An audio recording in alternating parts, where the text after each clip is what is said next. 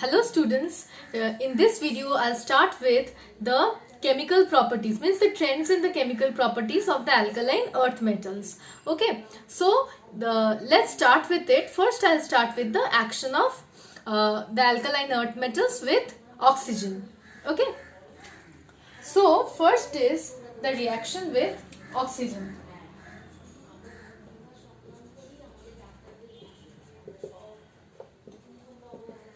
Okay, the first is the reaction with oxygen. In the reaction with oxygen, all the alkali metals react with oxygen to form oxides on slow heating. They have to be slowly heated in order to form oxides.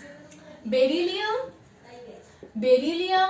magnesium, calcium, they form monoxides. Like Mg plus O2 will give MgO, like this. Okay, and after that strontium and barium will form peroxides with excess of oxygen.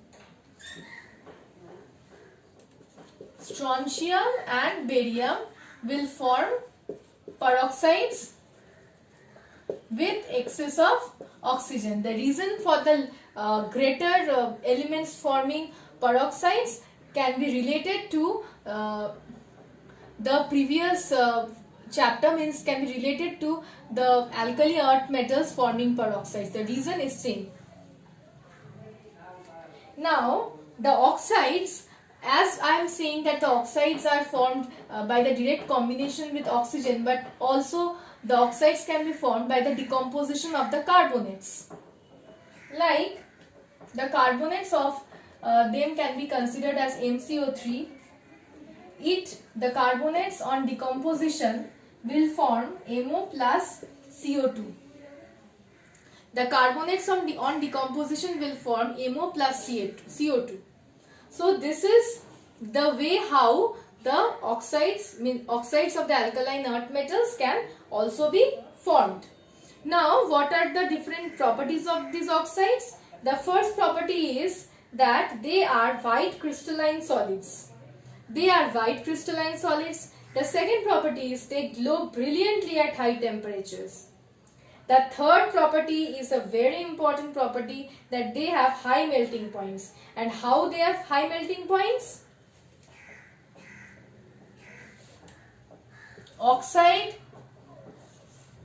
is a small anion, and so the charge density on oxide, oxide. So the charge density on oxide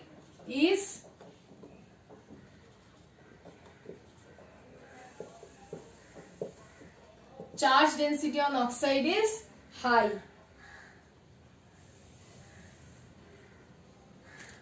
Also, the alkaline earth metals are small sized cations, and they also have a high charge density.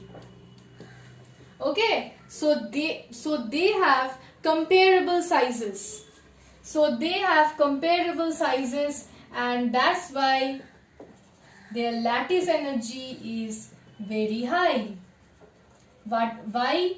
Because very high amount of energy will be required to break the oxides into the respective metals and the oxygen.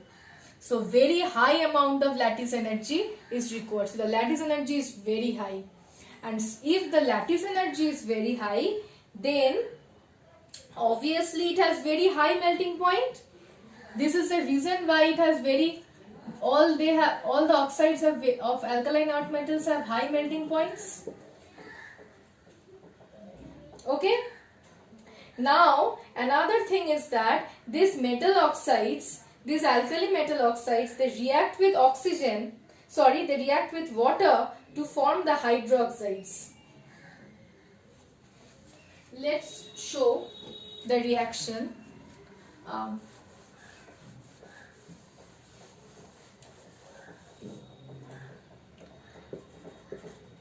they react with water to form the hydroxides. Okay, and the hydroxides of the alkaline earth metals are weaker bases as compared to the alkali metals. Okay, but what is the reason behind the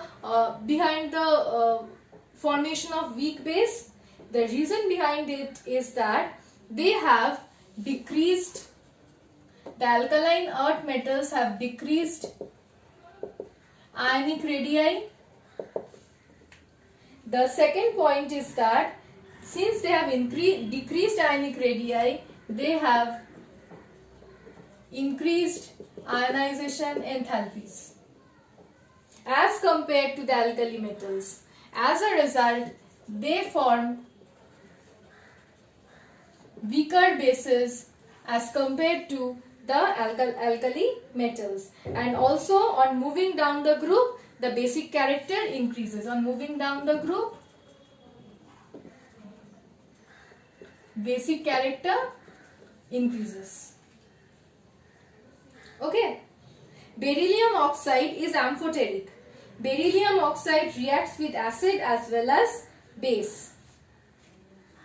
Beryllium oxide is amphoteric in nature.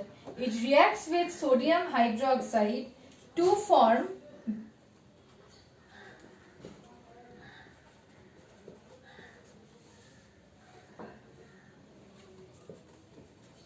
and obviously 2NaOH. Since it is amphoteric, it reacts with alkali as well as acid. It reacts with HCl to form BeCl2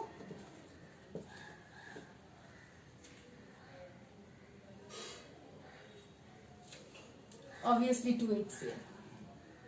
Okay. The solubility of the hydroxides of the alkaline earth metals increases with the increase in the atomic weight of the hydroxides. So magnesium and beryllium hydroxides are completely insoluble in water. Calcium hydroxide is sparingly soluble, and strontium and barium hydroxides are much more soluble as compared to the others.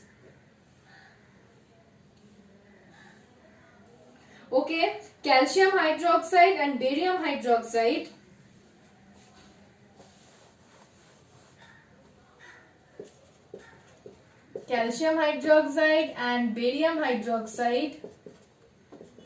on reaction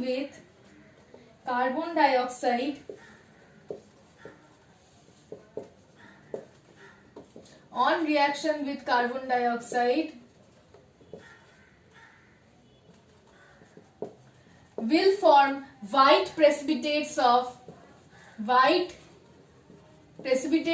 calcium carbonate and barium carbonate respectively. This test can therefore be used to estimate the presence of carbon dioxide in a particular solution.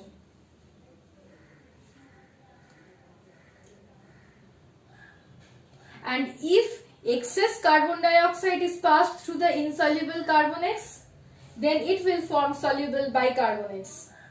If again excess of carbon dioxide is passed through these carbonates, what will it happen? It will result in the formation of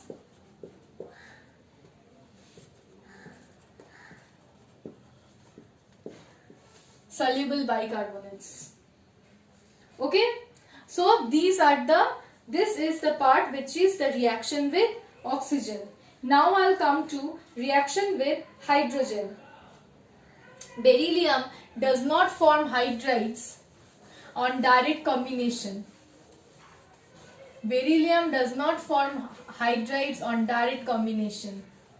It will form hydride on reduction of beryllium chloride with lithium aluminium hydride. Means Lithium aluminium hydride, I have told before only, it is a very good reducing agent. So what will it do? It will reduce beryllium chloride to form beryllium hydride. Okay, in that case only beryllium hydride can be obtained. So what's the reaction? Beryllium chloride plus lithium aluminium hydride will form, sorry, BeH2 it will be,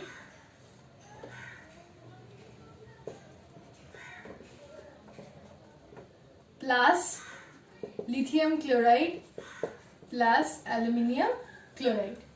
So see, beryllium will not form hydride on direct combination with hydrogen, but it will form hydride on reduction of beryllium chloride by reducing agent lithium aluminium hydride.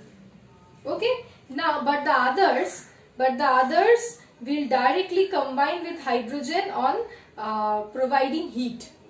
The other alkali metals will directly combine with hydrogen in presence of heat to form the hydrides of this type, where M represents magnesium, calcium, strontium, barium. Okay, and also the hydrides react with water to give hydrogen. The hydrides, for example, you know, this is known as hydrolith. Calcium hydride is known as hydrolith. It will react with water to form calcium hydroxide along with the liberation of hydrogen. We need to balance this. Okay.